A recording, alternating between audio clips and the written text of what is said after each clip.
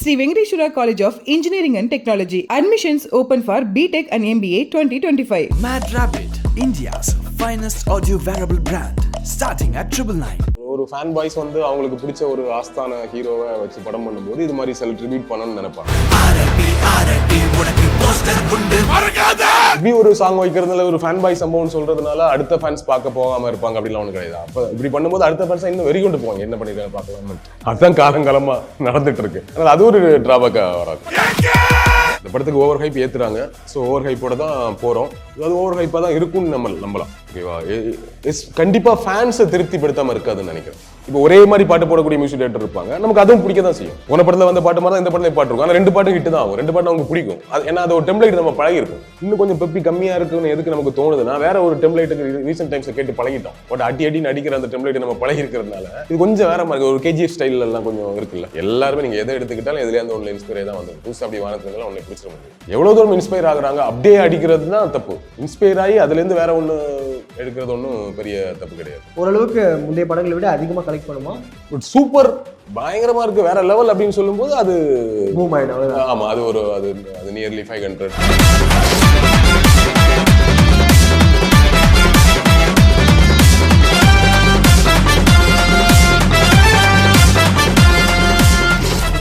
First single கேட்டிருப்பீங்க. உங்களுக்கு first அதை கேட்கும்போது எவ்வளோ பிடிச்சிருந்துச்சுன்னா? கொஞ்சம் ஃப்ரெஷ்ஷாக இருந்துச்சு. ஒரு மாதிரி வைபாக கொஞ்சம் ஃப்ரெஷ்ஷாக புதுசாக இருந்தது இல்லை. நம்ம யூஸ்வலாக ரீசெண்ட் டைம்ஸில் கேட்குற தமிழில் வரக்கூடிய இந்த ஓப்பனிங் சாங், இதில் இந்த பெப்பி சாங்ஸ் இருக்குல்ல, அந்த ஹீரோ இன்ட்ரோடக்ஷன் சாங் மாதிரி அவங்க பில்டப் சாங்ஸ் கூட எப்படி கூட வச்சுக்கலாம். ஓகே. ஸோ அந்த சாங் வந்து யூஸ்வலாக நம்ம ஒரு டெம்ப்ளேட்டில் கேட்டு பழகிருக்கோம்ல, அந்த டெம்ப்ளேட் இல்லாமல் இது கொஞ்சம் வேறு டெம்ப்ளேட்டாக இருந்தது. ஸோ அதனால என்ன நமக்கு அந்த வாவ்னு சொல்ல முடியாமல் கூட போயிருக்கலாம். பட் கேட்க நல்லா இருக்கும்னு நினைக்கிறேன். நான் ஃபர்ஸ்ட் டைம் கேட்கும்போது ஓகேவா இருந்த மாதிரி தான், ரெண்டாவது கேட்கும்போது நல்லா இருக்குங்க மாதிரி ஒரு ஃபீல் இருந்தது. ஸோ கேட்க நல்லா இருக்கும், ஸ்க்ரீனில் பார்க்க பயங்கரமாக இருக்கும்னு நினைக்கிறேன். விஷுவல்ஸோடு சேர்ந்து. ஆமாம். அண்ட் இப்போ பொதுவாக இப்போ ஜிபியூ ஃபர்ஸ்ட் சிங்கிள்னு சொல்லி ரிலீஸ் பண்ணி ஏகே ஆந்தமாக ட்ரான்ஸ்ஃபர் பண்ண தான் நிறைய பேர் போட்டிருந்தாங்கன்னா, இது முழுக்க ஏகே அவர்கள் அஜித் அவர்களை பில்டப் பண்ணியும் நிறைய விஷயங்கள் பேசின மாதிரி தான் இருந்துச்சு. அவருடைய முந்தைய படங்களோட ரெஃபரன்ஸ் வச்சு வத்தி குத்தி பத்திக்கிச்சு அப்படிலாம் சொல்லி நிறைய விஷயங்கள்லாம் போட்டிருக்காங்க. இது எப்படின்னா இது பியூரா ஃபேன் பாய் சம்பவம் சொல்லி இப்படி ட்ரிபியூட் மாதிரி பண்ணிட்டாங்களா அஜித் அவர்கள்? இது கிட்டத்தட்ட அந்த மாதிரி இருந்தது. நம்ம ஜெயிலரில் ஒரு பாட்டு பண்ணாங்க. அந்த ஒரு அப்படி ஒன்று பண்ணலாம் அஜித் சாருக்கு அப்படிங்கிற பிளான் பண்ணி பண்ண மாதிரி இருந்தது. அந்த ஒரு ஐடியா ரஜினி சாருக்கு அப்படி ஒரு பயங்கரமான ஒரு அந்த மாதிரி தான் அது இருந்துச்சு இல்லையா? ஸோ அந்த மாதிரி அஜித் சாருக்கு ஒன்று பண்ணலாங்கிற மாதிரி பண்ணியிருக்காங்கன்னு நினைக்கிறேன். அது ஆப்வியஸ்லி ஆதிக் அவர்களோட ஐடியாவாக தான் இருக்கும். ஒரு ஒரு ஒரு ஃபேன் பாய் சம்பவம் தான். ஒரு அந்த பாட்டு எழுதுனது ஒரு ஃபேன் பாய் தான் இல்லையா? சூப்பர் சுப்பு அவர்கள். ஆமாம். ஸோ அது மாதிரி ஒரு ஃபேன் பாய்ஸ் உள்ள வரும்போது இது மாதிரி சம்பவங்கள் நடக்கும். இப்போ விக்ரம்லேயே நடந்துச்சுல்ல, போர் கண்ட சிங்கம் யார் கண்டு அஞ்சுங்கிறதுமே அதுதான். அது விஷ்ணு அடவன் அவர்கள் தான் இருந்தார். ஸோ அந்த மாதிரி தான் அது ஒரு ஃபேன் பாய்ஸ் வந்து அவங்களுக்கு பிடிச்ச ஒரு ஆஸ்தான ஹீரோவை வச்சு படம் பண்ணும்போது இது மாதிரி சில ட்ரிபியூட் பண்ணணும்னு நினைப்பாங்க. அதில் தப்புலாம் கிடையாது. அப்படி ஒரு ட்ரிபியூட்டாக நம்ம பார்த்துக்கலாம். ஓகே. இப்போ பொதுவாக ஒரு இயக்குனர் வந்து நான் இந்த நடிகருக்கு வந்து ஃபேன் பாய், நான் அவருக்காக ஒரு படம் பண்ணுறேன்னு சொல்லிட்டு ஒரு படம் பண்ணும்போது பிஸ்னஸ் வைஸ் அடி வாங்குமானா? இப்போ மற்ற ஃபேன்ஸ்லாம் வந்துட்டுன்னா நீ அப்படியா பண்ணுவீங்களா? அப்போ அது சர்க்கிள் கொஞ்சம் வட்டமே கொஞ்சம் சுருக்குன்னு வட்டம் ஆகிடாதுன்னா? அப்படி சொல்ல முடியாதுல்ல. நம்ம அப்படி பார்த்தா விக்ரம் வந்து ஃபேன் பாய்ன்னு சொல்லிட்டு தான் லோகேஷ் எடுத்தாரு. அது பெரிய ஹிட்டு, கமர்ஷியலியும் அது பெரிய ஹிட்டு, படமாவும் எல்லாருக்கும் பிடிச்சிருந்தது. ஜெயிலர் வந்து அவர் ஃபேன் பாய்ன்னு சொல்லி எடுக்கல, ஆனால் ஒரு மேக்கிங்கே அப்படி ஒரு படமாக தான் இருந்தது. பட் அதில் மிக்ஸ்ட் ரிவ்யூ இருந்தால் கூட கமர்ஷியலாக நீங்கள் அது எவ்வளோ பெரிய ஹிட்னா எல்லாருமே போய் பார்த்துருக்காங்கல்ல. இப்போ அந்த பாட்டுலாம் கேட்டுட்டு என்ன பாட்டு இப்படி இருக்குன்ட்டு யாரும் போகாமல் இல்லையே, எல்லாரும் போய் பார்த்துட்டாங்க இல்லையா? ஸோ அதனால பார்க்குறதெல்லாம் பார்த்துருவாங்க. பெரிய ஸ்டார்ஸோட ஸ்ட்ரென்த் என்னன்னா எல்லாருமே பார்த்துருவாங்க. பார்த்துட்டு பிடிச்சிருக்கு பிடிக்கலன்னு சொல்லுவோங்கிறது ரெண்டாவது. ஆனால் பார்த்துருவோம்ல இல்லையா? ரிசல்ட் கேட்டு தான் போகணுங்கிறது ரொம்ப கம்மியாக இருக்கும். ஒரு 25% தான் இருக்கும். ஒரு 75% ஆஃப் தி சினிமா ஃபேன்ஸ் வந்து போயிடுவாங்க. நல்லா இருக்கு நல்லா இல்லை பார்த்துருவோம் அப்படிங்கிற ஒரு மூடுக்கு வருவாங்க இல்லையா? கண்டிப்பா. ஸோ அது நல்லா இருக்கும்போது இன்னொரு 25% போயிடும்போது அது சூப்பர் டூப்பர் ஹிட் ஆகிடும். ஸோ அப்படிதான் நம்ம பார்க்கணும். அதனால இப்படி ஒரு சாங் வைக்கிறதுனால ஒரு ஃபேன் பாய் சம்பவம்னு சொல்றதுனால அடுத்த ஃபேன்ஸ் பார்க்க போகாம இருப்பாங்க அப்படிலாம் ஒன்றும் கிடையாது. அப்போ இப்படி பண்ணும்போது அடுத்த ஃபேன்ஸ் இன்னும் வெறி கொண்டு போவாங்க, என்ன பண்ணிருக்காங்க பார்க்கலாம்ட்டு. அதுதான் காலங்காலமா நடந்துட்டு இருக்கு. அதனால அது ஒரு டிராபேக்கா வராது. இப்போ நீங்க யோசிச்சு பாருங்க, மலையாளத்துல லூசிஃபர் படம் இருக்குல்ல, அது கிட்டத்தட்ட ஒரு ஃபேன் பாய் சம்பவம் தான். இங்க வேட்டையாடு விளையாடு ஒரு ஃபேன் பாய் சம்பவம் தான். அந்த டைம் இந்த வேட்டையாடு விளையாடு எடுக்கும்போது இந்த ஃபேன் பாய்ங்கிற வார்த்தையெல்லாம் இல்லை, அந்த டேர்ம் இல்லை. ஆனா அவரு கமல் சாருக்கு எவ்வளவு பெரிய ஃபேன் தெரியும். இந்த கற்க சாங்லாம் எடுக்கும்போது அதை பற்றி அவர் பேசும்போது கமல் சாரோட ஃபேன்ஸுக்காக ஒரு பாட்டு பண்ணேன்னு நினைச்சேன். நான் ஒரு ஃபேனா அதுக்காகவே பண்ண பாட்டு. தேட்டரில் எப்படி இருந்த ரெஸ்பான்ஸ் ஒன்று இருக்கு. நாங்களாம் லைவா தேட்டரில் போய் அந்த டைம்ல பார்த்துருக்கோம் இல்லையா. ஸோ அப்போ அந்த டேர்ம் இல்லாமல் இருக்கலாம். இப்போ லூசிபர் எடுத்துக்கோங்க. அவரு பிருத்திவிராஜ் வந்து மோகன்லால் சாரோட ஃபேன். ஆமா ஓகேவா. ஆனா அவரு மம்முட்டியை வச்சு ஒரு சூப்பர் படம் பண்ணணும்னு தான் நினைக்கிறாரு. இதோட பிரம்மாண்டமா ஒன்று பண்ணணும்னு நினைக்கிறாரு. பிளான்ல இருக்குன்னு சொல்றாரு. அந்த படத்தோட ஸ்கிரிப்ட் ரைட்டர் கோபின்னு ஒருத்தர் இருக்காரு, இவர் இருக்காரு. 2 பேருமே சேர்ந்து மம்முட்டி சாருக்காக ஒரு பிரம்மாண்டமான ஸ்கிரிப்ட் ரெடி பண்ணிட்டு இருக்கோம், அது கண்டிப்பா நடக்கும்னு சொல்றாங்க. ஸோ ஃபேன் பாய்னு பொய் சொல்லிட்டு போய் பண்ண வேண்டியது இல்லை. நான் இன்னொருத்த இப்போ ரஜினியோட கமல் சாரோட ஃபேன் பாய் தான் லோகேஷ். இப்போ கூலி பண்ணிட்டு இருக்காருல்ல. ஓகே, அது எங்கேயுமே நம்ம குறைஞ்சிடாது. ஆமா, அதுக்காக ஒன்றும் குறைஞ்சிட போறது இல்லைல்ல. ஸோ அதுக்காக நான் போயிட்டு நான் ரஜினிக்கு ஃபேன் அவர் சொல்லலை. அவரோட கமலோட ஃபேன் எல்லாருக்குமே தெரியும். ஒரு ரஜினி ஃபேன் கமல் சாரை வச்சு படம் பண்ணா ரஜினியோட டெம்ப்ளேட்ல கமல் சார் அடிக்கும் போது அதுல ஒரு கிளாஸ் மிக்ஸ் ஆகி ஒரு ஃபீல் ஒன்று வரும். இப்போ கமலோட ஃபேன் பாய் லோகேஷ் வந்து கூலின்னு ஒரு படம் எடுக்கிறாரு. அதுல ஒரு கமல் சாரோட நிறைய பாதிப்பு கண்டிப்பா இருக்கும். ஆனா அதை ரஜினி சார் ஸ்டைல்ல பண்ணும்போது எப்படி இருக்குன்னு ஒன்று இருக்குல்ல. அதெல்லாம் பார்க்கறதுக்கு ஒரு மாதிரி நல்ல காம்போவா இருக்கும்ல. நமக்கு வெளியே தெரியாது. நீங்க இந்தியன் படத்தை பத்தி சங்கர் சொல்லுவாரு. இந்தியன் படம் ஃபர்ஸ்ட் கதை சொன்னது ரஜினி சார் கிட்ட. ரஜினி சாரை மைண்ட்ல வச்சுதான் அந்த நெடுமுடி வேணுகிட்ட ஒரு ஃபைட் இருக்கும்ல. அந்த நாற்காலி எப்படி ஓபன் பண்ணி விட்டுட்டு அப்படி திரும்பி லெக் ஒரு கிக் ஒன்று அடிச்சுட்டா அப்படி பண்ணுவாங்க. அது ரஜினி சாரை மைண்ட்ல வச்சு எழுதுனதான். நீங்க இப்ப யோசிச்சு பாருங்க, அப்படி அடிச்சு ரஜினி சார் அப்படி தூக்கிட்டு அப்படி இருக்கும், அப்படியே தான் இருக்கும் அது. ஆமா, ஆனா இவர் கொஞ்சம் அப்படி வேற ஸ்டைல்ல. அதுவே கமல் சார்ட்ட சொல்லும்போது அது ரஜினி சார் மைண்ட்ல வச்சு எழுதுனதெல்லாம் கமல் சார்ட்ட சொல்ல, சீனை மட்டும் சொல்லிட்டாரு. அவருக்கு புரியாமலாம் இருக்கும். பட் அவர் அதை ஒரு ஸ்டைல்ல பண்ணிட்டு அப்படி பண்ணுவாரு இல்ல. அதுதான் ஆர்டிஸ்டோட ஸ்ட்ரென்த். அதனால போலியெல்லாம் சொல்லி ஒண்ணு பண்ண வேண்டியது இல்லை. அண்ட் இன்னொன்று, இந்த லிரிக்கல்லே வந்து நிறைய விஷயங்கள் ஆட் பண்ணியிருக்காங்க. அது வந்து திரையரங்கம் செதறட்டும், அதே மாதிரி ப்ரொடியூசிங்கெல்லாம் கதறட்டும் அப்படின்னு சொல்லி இந்த ஃபேன் வார்ஸை மறுபடியும் கிளற மாதிரி ஒரு லைன்ஸாக இருக்கேன்னா இது எப்படி நான் பார்க்குறீங்க நீங்க? இப்போ நாங்களே பேசணும் ஒரு வீடியோல, என்ன உலக நாயகன் எல்லாம் சொல்லாதீங்கன்னு கமல் சார் சொல்லும்போது அதை எப்படி நீங்க சொல்ல முடியும், நாங்க சொல்லதான் செய்வோம் நாங்க அப்படின்னு பேசிட்டோம்ல. அந்த ஒரு டோன் இதுல இருக்கு. அவர் சொல்லுவாரு அதெல்லாம் முடியாது நம்ம பண்ணணும் அப்படின்னு கூட டைரக்டர் இறங்கி பண்ணுவாங்க. அது ஃபேன்ஸுக்கே உண்டான ஒரு முரட்டு ஃபேன்ஸுக்கு உண்டான ஒரு குணம். நீங்க ஒரு பயங்கரமான ஃபேனா இப்ப நீங்க இருக்கீங்கன்னா என்ன சொல்ல சார், விடுங்க சார் அதெல்லாம் சொல்லாதீங்க சார், நாங்க இது என்ன விட்டுருங்க சார், நாங்க பாத்துக்கோம் சார். சும்மா நீங்க எல்லாத்தையும் நீங்க அது மாதிரி ஞானி மாதிரிலாம் பேசிட்டு இருக்காதீங்க சார். அது வீட்டுல இருக்கட்டும், அது உங்களோட வச்சுக்கோங்க. இது ஏன் பொறுப்பு சார், நான் பண்ணிடுவேன் சார், ப்ளீஸ் என்ன அலோவ் பண்ணுங்கன்ட்டு ஒண்ணு நடக்கும். அதனால அஜித் சார் இதுக்கு வந்து பொறுப்பாக முடியாது. இது முழுக்க முழுக்க பொறுப்பு ஆதிக் தான். பட் ஃபேன்ஸ் வரும்போது அப்படிதான் பண்ணுவாங்க. இது ஒன்றும் பெரிய பிரச்சனை எல்லாம் ஒன்றும் இல்லை, நடக்கிறது தானே. இது காலங்கள் இப்ப இல்லைங்க, எம்ஜிஆர் சிவாஜி காலத்துல இருந்து இருக்கு. தைரியமாக சொல்லி மனிதன் தானாண்டு ஒருத்தர் பாட்டு வைப்பாராம். யாரடா மனிதன் இங்கே கூட்டி வா அவனை இங்கேன்னு இன்னொருத்தர் பாட்டு வைப்பாரெல்லாம் நான் முன்னாடி கிளாஸ் நடந்துட்டு இருக்கு. ஆமா ஆமா, அது அப்பத்துல இருந்தே இருக்கு. ரஜினி சார் கமல் சாருக்குமே அது இருந்திருக்கு.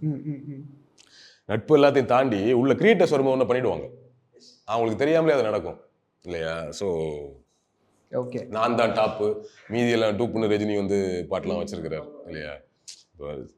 ஹெவி காம்படிஷன் போகும்போது நான் தான் டாப்பு மீதியெல்லாம் டூப்புன்னு ஒரு பாட்டு வச்சா, டூப்புன்னு பாட்டு வச்சா அது யாரை மீன் பண்ணணும்னு ஒன்று இருக்குல்ல. கண்டிப்பா ஆமா.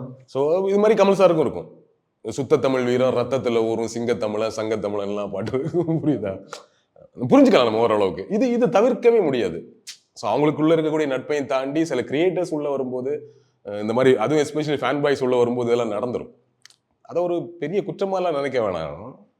அப்ப மேபி இப்ப இதுக்கான ரிப்ளை வந்து அடுத்து விஜய் அவர்களுடைய படம் இருக்காது. விஜய் சார் தான் கடைசி படம் முடிஞ்சு போச்சு. இனிமே விஜய் சார் இல்ல அந்த படத்தை ஜனநாயகம் ஏதாவது வச்சாலும் இல்ல இருக்காதுன்னு நினைக்கிறேன். அது டோட்டலா அது வேற மாதிரியான படமா இருக்கும்னு நினைக்கிறேன். இதை நம்ம விஜய் சார் மீன் பண்றதா நம்ம எடுத்துக்க வேணாம். இல்ல இந்த ஃபேன்ஸ்குள்ளேயே ஒரு இது நடக்கல, ஒரு கிளாஷ், அதை கொஞ்சம் தூண்டி ஒரு மாதிரி ஆர்ஐபி போஸ்டர் ஒட்டிக்கோ ரெடியா இருந்துக்கோ. ஆமா அதெல்லாம் வருது. அப்புறம் துப்பாக்கி பீரங்கி எது வந்தாலும் நாங்க அப்படி இப்படிலாம் வருது. கொஞ்சம் மீன் ஆகிற மாதிரி தான் இருக்கு. பட் நம்ம என்ன பண்ணணும், சரி இதெல்லாம் விஜய் மீன் பண்ணல அப்படின்னு நம்ம நினைச்சுக்கலாம். ஏன்னா விஜய் சார் காம்படிஷன்ல இல்ல. அவர் கடைசி படம் நடிச்சுட்டு அவர் அரசியலுக்கு போறாரு இல்லையா. அவர் திருப்பி நடிக்க வர்றதா இருந்தா கூட சில வருஷங்கள் ஆயிடும். அட்லீஸ்ட் ஒரு 2 வருஷம் கேப் ஆயிடும். ஓகேவா, உடனே போயிட்டு அப்படி உடனே வர போறாரு. ஸோ இப்போ இந்த ஜனநாயகம் ரிலீஸ் ஆனதுக்கு அப்புறம் அடுத்த படம் அவர் திருப்பி வந்து நடிச்சா கூட 2 வருஷத்துக்கு மேல ஆயிடும், 2-3 வருஷம் ஆயிடும். ஸோ எனிவேஸ் அவர் 2-3 வருஷத்துக்கு அவர் காம்படிஷன்ல இல்ல, அவுட் ஆஃப் ரேஸ். இது நம்மளோட கணிப்பு. பட் ஆக்சுவலி அவரோட ஸ்டேட்மெண்ட் படி அவர் இனிமே காம்படிஷன்ல இல்ல. அவர் சினிமா ஸ்டாப் பண்ணிட்டு மொத்தமா அரசியலுக்கு போறேன்னு சொல்லிட்டு போது அவர் காம்படிஷன் இல்ல. அப்ப இன்னும் அவரை போய் சீண்டி என்ன பண்ண போறீங்க? அது யூஸும் இல்லைன்னு நான் நினைப்பேன். அதனால நான் சொல்றேன், இது விஜய் சீண்ட வேண்டிய அவசியம் இல்லைங்கிறது. அதை விஜய் சீண்டதாக கூட நம்ம நினைச்சுக்க வேணாம்னு நினைக்கிறேன். ஏன்னா அவர் தான் காம்படிஷன்ல இல்லையே. இன்னொன்னு அவரு விஜய் சார் எல்லாம் ப்ரூவ் பண்ணிட்டாரு. ப்ரூவன் ஆர்டிஸ்ட் அவர் collection wise. Box office box office wise அவர் வந்து கலெக்ஷன்ல வந்து அவர் ப்ரூவ் பண்ணிட்டாரு இல்லையா. அந்த அவர் விஜய் சார் பண்ண கலெக்ஷனை அஜித் சார் இன்னும் தொடரல. அவர் இனிமேல் ப்ரூவ் பண்ணணும் இல்லையா. அவரு யார்ட்டையும் போய் ப்ரூவ் பண்ண வேண்டியது இல்லை. ரெகுலரா படம் நடிச்சிட்டாருன்னா எல்லாம் இன்னொரு வரி கூட இருக்குல்ல, இனிமே ஃபுல்லா சம்பவம் தான், எல்லாம் போச்சு அவ்வளவுதான், இனிமே ஃபுல் சம்பவம் தான் எல்லாம் எழுதுறாங்கல்ல. ஸோ நடிக்கட்டும், அது ஆட்டோமேட்டிக்காக நடிச்சிட்டாருன்னா அது ஒன்று நடந்துரும் தானே. அது ஒன்று ரெகுலராக அந்த மாதிரி படங்கள் வர்றதுல கொஞ்சம் சுணக்கம் இருந்தது. எல்லா படமும் வந்து அந்த கலெக்ஷனை தொடாது, நல்ல படமாக இருந்தால் கூட. ஸோ சில படங்கள் ஒரு சில வேல்யூஸோட சேர்ந்து வரும், பயங்கர ஒரு மாஸ் ஓப்பனிங் கிரியேட் ஆகும்போது அந்த மாதிரி கலெக்ஷன்ஸ் வரும். ஸோ அதில் ஒரு சின்ன கேப் அஜித்துக்கு இருந்ததுனால அந்த கலெக்ஷனை தொடாமல் இருக்கலாம். இந்த 4-5 வருஷத்துல தானே, குறிப்பாக இந்த 2-3 வருஷமா தான் இந்த 500 கோடி 600 கோடி எல்லாம் சம்பவங்கள்லாம் நடந்தது. அப்படி ஒரு கேட்டை இப்போ தான் ஓப்பன் ஆச்சு. அந்த கேட் ஓப்பன் ஆகும்போது அஜித் சாருக்கு அது மாதிரி படங்கள் வரல, அப்படிதான் நம்ம புரிஞ்சுக்கணும். மற்றபடி அஜித் சார் அந்த இதை ரீச் பண்ணல, அவருக்கு முடியாதுங்கிற மாதிரி நம்ம மீன் பண்ணக்கூடாது. ஓகேவா, அது ஓப்பன் ஆகிற டைம்ல அவரோட படம் பெரிய படம் வரல. ஸோ இப்போ வராருன்னா அது நடந்துடும். ஓகேவா, படம் நல்லா இருக்கிற பட்சத்துல அப்படிதான் நம்ம பார்த்துக்கணும். நடக்கணும், பார்க்கலாம் படம் எப்படி இருக்குங்கிறதா எண்ட் ஆஃப் கிரேட்.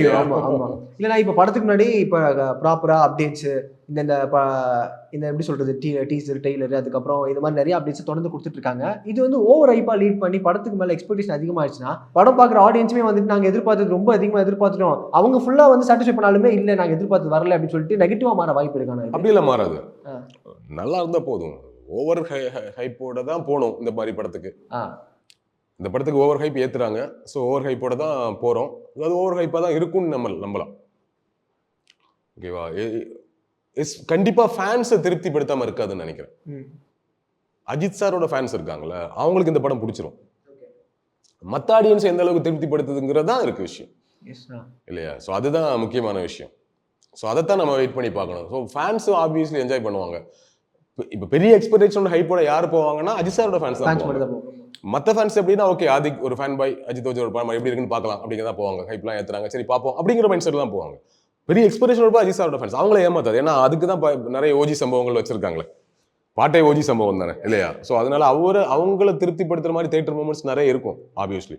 அதனால அவங்க சாட்டிஸ்ஃபைட் ஆயிடுவாங்க. நம்ம சாட்டிஸ்ஃபை ஆகிறோமா இல்லையாங்கிறது படத்துல பார்த்தா தெரியும். ஓகே, அண்ட் பாட்டிலே இப்போ உங்களை வந்து பிரைஸ் பண்ணி எழுதும் போதே வந்து கண்டிப்பா டேரக்டர் வந்து ஏகே அவர்கிட்ட போய் சொல்லியிருப்பாங்க, இந்த மாதிரி ஒரு பாட்டு இருக்கு சார் பண்ணும்போது அவர் நெக்லெக்ட் பண்ணிக்கலாம், நான் இது வேண்டாம் விட்டுருங்க, எதுக்கு நீங்க இது பிரைஸ் பண்றீங்க அப்படின்னு சொல்லிருக்கலாம். அது தாண்டியும் ரிலீஸ் பண்றாங்கன்னா என்ன காரணமா இருக்கும்? என்ன சார் பண்ற, ரஜினி சாரே நெக்லெக்ட் பண்ண மாட்டாரு இப்படி எல்லாம் பாட்டு எழுதும்போது. அவ்வளோ சீனியர், அவ்வளோ பார்த்துட்டாரு. இவங்களெல்லாம் விட பெரிய புகழும் பெரிய உயரமும் இல்லை, 50 வருஷம் நியர்லி அவரே பார்த்துட்டாரு. அவரே அதை பண்றது இல்லை. ஸோ அவங்களெல்லாம் கம்பேர் பண்ணும், இவங்கெல்லாம் எவ்வளோ ஜூனியரா இல்லை. ஸோ அப்படி சொல்லும்போது இவங்க ஏன் அதை வேணாம் அப்படின்னு சொல்லலாம். அதான் முன்னாடி சொன்னேன் இல்லையா, நீங்கள் வேணான்னு சொல்ல முடியும், அதை ஒத்துக்க மாட்டேங்கிறார் ஒரு ஃபேன் என்ன பண்ண முடியும்? ஓகே இல்லையா, அடம் பிடிக்கிற மாதிரி பண்ணிதான் ஆகணும் அப்படின்னு. இப்போ அஜித்தே பாடுறாருன்னா பாட மாட்டேன் போயா அப்படின்ட்டுலாம். இப்போ அவர் பாடல, பட் அவரோட அப்ரூவல் இல்லாமல் வராதுங்கிறத தாண்டி இதெல்லாம் வேணாப்பா இவ்வளோலாம் எதுக்கு அப்படின்னு சொன்னால் கூட, சார் சும்மா இருங்க சார் நாங்கள் பார்த்துக்குறோம், அதெல்லாம் ஒன்றும் பிரச்சனை இல்லைன்னு சொல்லி அவர் கன்வின்ஸ் பண்ணியிருப்பாங்க.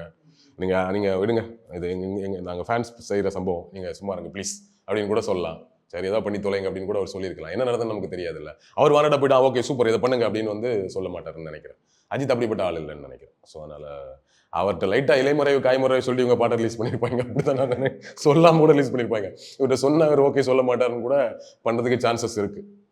நம்ம படம் ரிலீஸ் டைம்ல ஆதிக் அவர்களெல்லாம் இன்டர்வியூ எடுக்கும்போது கேட்டா சொல்லி தெரியும். ஓகே, அண்ட் 18 வருடங்களுக்கு அப்புறம் ஜிவி பிரகாஷ் அவர்கள் இணையறாங்க. கிரீடம்க்கு அப்புறம் இப்பதான் குட் பேட் அக்லி வந்திருக்காங்க. ஸோ நீங்க மியூசிக் வச்சு கேட்கும்போது எவ்வளோ ஃப்ரெஷ்ஷாக இருந்துச்சுன்னா நீங்கள் பாட்டு? GV one of the class music director in Tamil Nadu, in இந்தியான்னு கூட சொல்லலாம். கிரீடம்ல எல்லாமே அவ்வளோ மெலடியான சாங்ஸ்.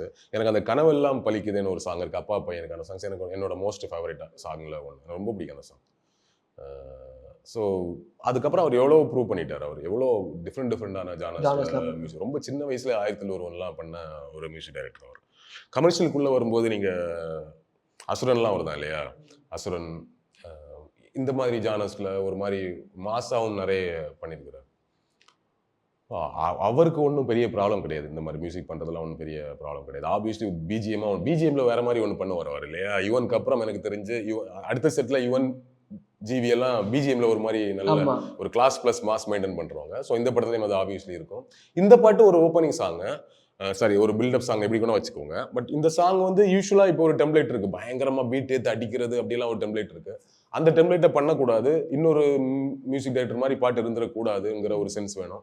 இவரோட ஓன் ஸ்டைல் ஒன்று இருக்குன்னு அப்படிங்கும்போது அதுக்குள்ள ஒன்று பண்ண முடியும்னு ஒன்று பண்ணியிருக்காங்க. ஆக்சுவலி நல்லா தான் இருக்கு. கொஞ்சம் நம்ம யூஸ்வலாக நம்ம ஒரு டெம்ப்ளேட்டை கேட்டு பழகிட்டே இருப்போம் இல்லையா, அதே டெம்ப்ளேட் வரும்போது இப்போ ஒரே மாதிரி பாட்டு போடக்கூடிய மியூசிக் டைரக்டர் இருப்பாங்க, நமக்கு அதுவும் பிடிக்க தான் செய்யும். போன படத்தில் வந்த பாட்டு மாதிரி தான் இந்த படத்தில் பாட்டு இருக்கும், ஆனால் 2 பாட்டும் ஹிட் தான் ஆகும், 2 பாட்டும் நமக்கு பிடிக்கும். அது ஏன்னா அது ஒரு டெம்ப்ளேட் நம்ம பழகிருப்போம், செட் பண்ணியிருப்பாங்க அப்படின்னா அந்த வைபுக்கு பழகிருப்போம். அதுலேருந்து கொஞ்சம் நீங்கள் உங்களுக்கு நல்லா யோசிச்சு பாருங்க, விக்ரம் படம் பாட்டு போர்கண்ட சிங்கம்லாம் வரும்போது ஸ்டார்டிங்கில் பெருசாக ஒன்றும் பெரிய ஹைப் கிடையாது. ஏன்னா அது யூஷுவல் ஸ்டைல் இல்லை, அது வேற மாதிரி இருக்கு. பாத்தி கம்மிங்லாம் வேற, இது போர்கண்ட சிங்கம்ங்கிறது வேற. அது விஷுவலா படத்தோட வரும்போது அந்த ஹைப் ஏறுது.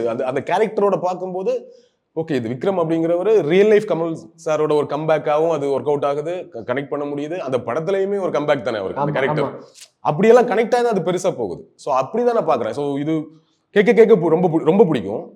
ஆக்சுவலி ஆடியன்ஸ் ரெஸ்பான்ஸ் எப்படி இருக்கு? நான் என்னோட பொதுவாக மற்ற ஆடியன்ஸ் நிறைய பேர் நல்லா இருக்குன்னு தான் சொல்றாங்க, வைபா தான் இருக்கு. அதாவது தியேட்டர்ல பார்க்கும்போது விஷுவல்ஸோட பார்க்கும்போது கிளாஸா தான் இருக்கும். ஆமா. ஸோ ஆப்வியஸ்லி அப்படிதான் இருக்கும்னு நினைக்கிறேன். எதுக்கு நமக்கு ஒரு சின்ன ஒரு இன்னும் கொஞ்சம் பெப்பி கம்மியா இருக்குன்னு எதுக்கு நமக்கு தோணுதுன்னா, வேற ஒரு டெம்ப்ளேட்டுக்கு ரீசெண்ட் டைம்ஸ் கேட்டு பழகிட்டோம். பட் அடி நடிக்கிற அந்த டெம்ப்ளேட் நம்ம பழகி இருக்கிறதுனால இது கொஞ்சம் வேற மாதிரி ஒரு KGF ஸ்டைல் எல்லாம் கொஞ்சம் இருக்குல்ல. அதனால நம்ம கொஞ்சம் ஒரு வேற டோன் இருக்கிறதுனால நல்லா இருக்கா இல்லையா அப்படிங்கிற டவுட் சில பேருக்கு இருக்கலாம். பட் நல்லா தான் இருக்கு பாட்டு. தியேட்டர்ல வரும்போது பயங்கரமா இருக்கும்னு நினைக்கிறேன். சிறப்புனா இப்போ அஜித் அவர்கள்லாம் ஃபேமிலி ஆடியன்ஸா நிறைய பேர் படம் பார்ப்பாங்கன்ற ஒரு கருத்து இருந்துட்டே இருக்கு. அப்படி பார்க்கும்போது இது ஃபுல் அண்ட் ஃபுல் கேங்ஸ்டர் படம், ஒரு மாதிரி ரொம்ப ரத்தமும் சதியமா தெரியும் போது ஒரு ஃபர்ஸ்ட் 3 days ஃபேன்ஸ் ஃபுல்லாக பார்த்துருவாங்க. அதுக்கப்புறம் ஃபேமிலி ஆடியன்ஸ் ஃபுல் பண்ணுவாங்களா அந்த படத்துக்கு? எப்படி இருக்கு, ரொம்ப கொஞ்சம் முகம் சுளிக்க வைக்கும் காட்சிகள் மேபி இருக்கலாம் அப்படி இருந்துச்சுன்னா ஃபுல் பண்ணுவாங்களா ஆடியன்ஸ் வந்து ஏதாச்சும்? பெரிய ஸ்டார்ஸுக்கோட படங்களை பொறுத்த வரைக்கும் ஃபேமிலி ஆடியன்ஸ் போகாம இருப்பாங்க அப்படின்லாம் சொல்லிட முடியாது இல்லையா. அட்லீஸ்ட் ஒன்ஸ் ஆச்சு வாட்ச் பண்ணுவாங்க தியேட்டர்ல போயிட்டு. அந்த நீங்க சொன்ன மாதிரி முதல் 2 நாட்கள்ல ஃபேன்ஸ் அதிகமா இருப்பாங்க. அதுக்குள்ள ஓரளவுக்கு ரிசல்ட் தெரிஞ்சிடும். நல்லா இருக்கு அப்படின்னு சொன்னா ஃபேன்ஸ் கண்டிப்பா ஃபேமிலி ஆடியன்ஸ் கண்டிப்பா போயிடுவாங்க. ஓகே, அதுதான். ஸோ அது நல்லா இருக்கா இல்லைங்கிறத பொறுத்து தான் ஃபேமிலி ஆடியன்ஸ் உள்ள எப்படி வராங்க அப்படிங்கிறது நடக்கும். அது படம் பார்த்தா தான் நம்ம புரிஞ்சுக்க முடியும். மற்றபடி இது கேங்ஸ்டர் மூவியா இருக்கு அதுக்காகலாம் ஃபேமிலி போகாமலாம் இருக்க மாட்டாங்க. விஜய் படம் கேங்ஸ்டர் மூவி பண்றாரு போகாம இருக்காங்களா? ரஜினி சார் பண்றாரு போகாம இருக்காங்களா? அப்படிலாம் கிடையாது. கேங்ஸ்டர் மூவி ஆக்ஷன் படம் அதனால ஃபேமிலி வர மாட்டாங்க அப்படிலாம் கிடையாது. ஃபேமிலி வந்து ஃபேமிலி படம் தான் பார்ப்பாங்க அப்படிங்கிறதெல்லாம் பழைய கான்செப்ட். ஓகே, ஒரு மாதிரி காமெடியா ஒரு ஃபேமிலி சப்ஜெக்ட்ல இருந்தால் கொஞ்சம் குடும்பமா வருவாங்க நல்லா இருக்கிற பட்சத்துல. அரண்மனை சீரீஸ்லாம் இருக்குல்ல, காஞ்சனா சீரீஸ்லாம் அப்படி ஒன்று வருவாங்கங்கிறது ஃபைன். பட் அதுக்காக பெரிய ஸ்டார்ஸ் படத்துக்கு அந்த இது டிஃப்ரென்ஸ் கிடையாது அவங்களுக்கு. அவங்க எந்த படம் நடிச்சாலும் வந்து பார்ப்பாங்க. ரஜினி சார், கமல் சார், விஜய், அஜித், சூர்யா, விக்ரம் இந்த மாதிரி ஸ்டார்ஸ் இருக்காங்கல்ல, தனுஷ், சிம்பு, இவங்க படங்கள்லாம் வந்து அது எந்த ஜானரா இருந்தாலும் வந்து பார்த்துருவாங்க. ஃபேமிலி ஆடியன்ஸ் போக மாட்டாங்க அப்படின்னு கிடையாது. இல்ல அடல்ட்ஸா இருந்தால் அடல்ட்ஸ் ஒன்லியா இருந்தால் தான் போகாம இருக்கணும். மற்றபடி ஒன்றும் ப்ராப்ளம் இல்லை இல்லையா, பார்த்துருவாங்க. ஸோ அது நல்லா இருக்கிற பட்சத்தில் 3ஆவது நாள்லேருந்து ஃபேமிலி ஆடியன்ஸ் உள்ள வந்துருவாங்க. இப்போ ஃபேமிலி ஆடியன்ஸ் உள்ள வந்துட்டாங்கன்னா படம் எங்கேயோ போயிடும். அண்ட் இந்த படம் வந்து ஒரு ரீமேக் படம் அப்படின்ற மாதிரி சொல்லிட்டு இருக்காங்க. ஆக்சுவலாக டெவில் காப் அப்படின்ற மாதிரி ஒரு சொல்லிட்டு இருக்காங்க. இங்கிலீஷ் படத்தோட ரீமேக்னு சொல்லிட்டு இருக்காங்க. பட் ஆனால் அது அஃபிஷியலாக கிளைம் பண்ணாங்களா இல்லையா அப்படின்ற ஒரு டாக்ஸ் போயிட்டு இருக்கு. இது எப்படின்னா ரீமேக்காக இருந்தால் முன்னாடி மாதிரி ஒரு கார்டு போட்டு அது ரீமேக் அஃபிஷியல் ரீமேக் அப்படின்னு சொல்லி போடலாம்ல, அது ஏன் போடாமல் இன்னும் அவங்க வச்சிருக்காங்க? அது படம் ரிலீஸ் டைமில் போட்டால் போதுமா? இப்போவே போடணும்னு அவசியம் கிடையாது. ஓகே, ரிலீஸில் தேட்டரில் போட்டால் போதும். அஃபிஷியல் ரீமேக்னா போட வேண்டிய அவசியம் கூட கிடையாது. அஃபிஷியல் ரீமேக் இல்லை, நாங்கள் அதை தழுவி எடுக்கிறோம், ஒரு ட்ரிபியூட்டாக எடுக்கிறோங்கிறத மட்டும்தான் நீங்கள் கிரெடிட்ஸில் போடணும். இப்போ ரீமேக் படம் எவ்வளோ படம் வந்திருக்கு முன்னாடி, இந்த படத்தை ரீமேக்னா போடுவாங்க, அதெல்லாம் போடவே மாட்டாங்க. ஓகே, அதெல்லாம் அவசியம் இல்லை. அது நம்மளா தெரிஞ்சுக்கிட்டாதான். நிறைய படம் பழைய படங்கள்லாம் பார்த்தீங்கன்னா அது மேபி ஆடியன்ஸ் பார்த்து ஃபேன்ஸ் பார்த்துட்டு வந்து உட்காரும் போது இல்லை அந்த மாதிரி இல்லை கம்பேரிசன் வந்துருமோ அப்படின்றதுக்காக சொல்லாமல் இருப்பாங்களா? அப்படி இல்லை, அப்படி சொல்லணுங்கிற அவசியம் கிடையாது. ரீமேக் படம்னு எதுக்கு சொல்லணும்? முன்னாடி இருந்த ட்ரெண்ட் வேற. முன்னாடினா ரீமேக் படம்னா அதுக்கு ஒரு மினிமம் கேரண்டி இருந்தது. ரீமேக் படமா அப்ப நல்லா இருக்கும் போல, ஆமா அந்த படம் நல்ல படம்னு சொல்லுவாங்க, போய் பார்த்துடலாம் அப்படிங்கிற ஒரு எண்ணம் இருக்கும். இப்போ அப்படிலாம் கிடையாது. இப்போ வந்து ரொம்ப பிளாங்கா வந்து உட்கார்ந்து தான் பாக்குறாங்க இல்லையா. ஸோ அந்த ரீமேக் படம் அதனால ஒரு ஆடியன்ஸை புல் பண்ற கல்ச்சர் முன்னாடி இருந்துதான் நினைக்கிறேன். ரீமேக் படம் சொல்லி ரிலீஸ் பண்ணும்போது அந்த படம்ல அது நல்ல படம்னு சொல்லுவாங்க, போலாங்கிற ஒரு இனிஷியல் ஓப்பனிங் இருக்கும், ஒன்று வரும். அதுக்காக இன்னைக்கு அப்படி கிடையாது. இன்னைக்கு இருக்க பெரிய ஸ்டார்ஸுக்கு வந்து இப்போ விஜய் சார் ரீமேக் படம் நடிச்சிருக்காரு, அஜித் சார் ரீமேக் படம் நடிச்சிருக்காரு அப்படிங்கும்போது அப்போ சொல்லுவாங்க. அன்னைக்கு ட்ரெண்ட் அப்படி இருந்தது. இன்னைக்கு அதை சொல்ல வேண்டியது இல்லை. லியோ வந்து ஹிஸ்டரி ஆஃப் வைலன்ஸ் படத்தை தான் தழுவி எடுக்கிறாங்கன்னு எல்லாருமே சொன்னாங்க. ஆனால் அது அபிஷியல் ரீமேக்லாம் கிடையாது, ஜஸ்ட் ஒரு ட்ரிபியூட்னு தான் மேலே போட்டார். அப்படி இருக்கிற பட்சத்தில் ட்ரிபியூட்னு போடலாம். அபிஷியல் ரீமேக்னா நமக்கு தெரிஞ்சிடும், எப்படின்னு சொல்லிடுவாங்கல்ல இன்டர்வியூஸ், இந்த கேள்வியெல்லாம் அங்கேயும் கேட்கப்படும், ரீமேக்கா இல்லைன்னு தெரிஞ்சிடும். இன்னொன்று இன்ஸ்பயராக எடுக்கிறது ஒன்றும் பெரிய தப்பு கிடையாது.